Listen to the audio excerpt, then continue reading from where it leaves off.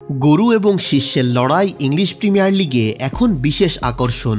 বিগত 2 সিজনে প্রিমিয়ার লিগের শিরোপা জয়ের দৌড়ে লিভারপুলকে পেছনে ফেলে এখন গার্দিওলার পেছনে আদা জল খেয়ে লেগেছে তারই শীর্ষ মিকেল আর্তেতা। দীর্ঘ সময় শিরোপার দেখা পাচ্ছে না গার্নার্সরা।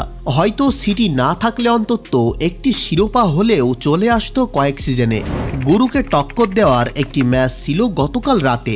ইতিহাদ স্টেডিয়ামে গুরু শিষ্যের লড়াইয়ের রোমাঞ্চকর কোনো অংশই বাকি থাকেনি।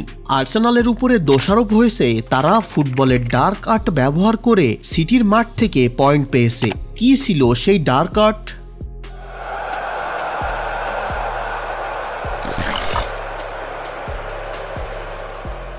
ম্যাচের শুরু থেকেই দারুণ দাপুটে ছিল সিটি। ম্যাচের 9 মিনিটে হাল্যান্ডের গোলে লিড নিয়ে সিটি হয়তো ভেবেছিল আর্সেনালকে হারানোটা খুব সহজ হবে, কিন্তু আর্সেনাল মুভ অন করে নেয় খুব দ্রুতই। কালাফিওরির গোলে সমতা এবং কর্নার থেকে গ্যাব্রিয়েলের গোলে লিড নেয় আর্সেনাল।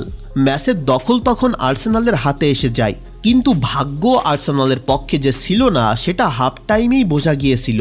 আর্সেনালের আক্রমণের অন্যতম মেইন ম্যান লিয়ান্ড্রো ট্রোসার্ডের লাল কার্ড আর্সেনালের 3 পয়েন্টকে ছিনিয়ে নেয়। লিয়ান্ড্রো ট্রোসার্ডের লাল কার্ডের কথায় আসতে গেলে অবশ্যই বলতে হবে এটা পোর রেফারিং। এই ফাউলে কোনোভাবেই হলুদ কার্ড হয় না। এই ধরনের ক্রসিং ফুটবলে খুবই স্বাভাবিক ঘটনা।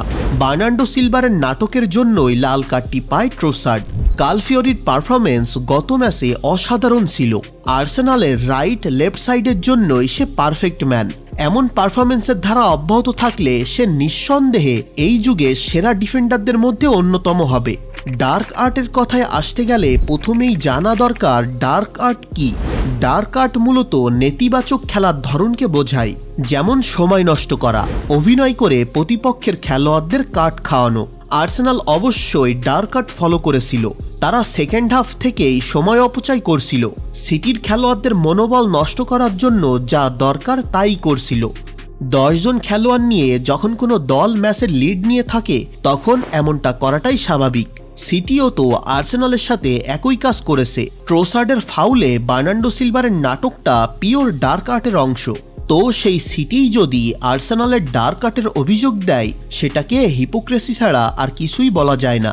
তো এই ম্যাচ সম্পর্কে আপনার মতামত কি অবশ্যই কমেন্ট করে জানিয়ে দিন, এবং ফুটবল সম্পর্কে আরও নিউজ পেতে চ্যানেলটি সাবস্ক্রাইব করে সাথে থাকেন।